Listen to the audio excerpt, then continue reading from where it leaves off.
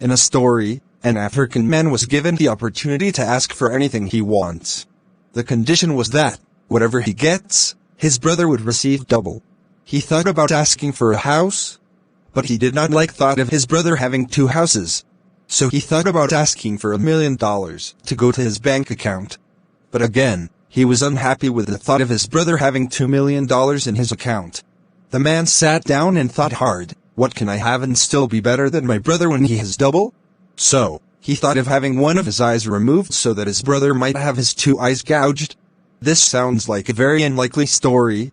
However, this is the typical mentality that has set Africans backward for ages and caused witchcraft to thrive in Africa. An African wants to be better than his brother at all costs. The African man is only careful to share his beer, not his books. To spread his diseases, and not the cure. To transfer his problems, and not the solution.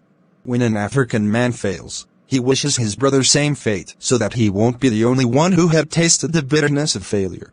An African man is happy when evil besets his brother. When most African men succeed, they want to enslave their brothers. They try to make the class gap between them and their brothers widen daily. An African man wants to outperform his brother in every area, and most African men do not want to let their brothers have any chances of success, because they want to be the only ones succeeding. When an African man gets to sit on a seat of authority, he wants to keep it to himself and refuses to give anyone else a chance to sit. In African schools, students who can afford textbooks do not let other students borrow their textbooks, because they want to stay top of the class, or they don't want to give another student the opportunity to perform better than them. When one independently discovers the way to success, an African man who refused to give directions would still do all he can to stand in the way of that success. An African man is ready to spend money to intimidate his brother and make him look like nothing. Africa will become better when we begin to share books to pass knowledge, not just our drinks.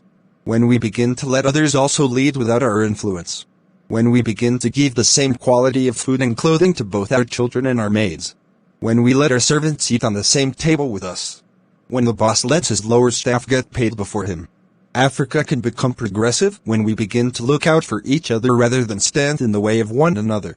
When we can sincerely say, let my brother get it too, and if I can't get it, let me help him get it. Excerpt from the book, The Problem with Africa.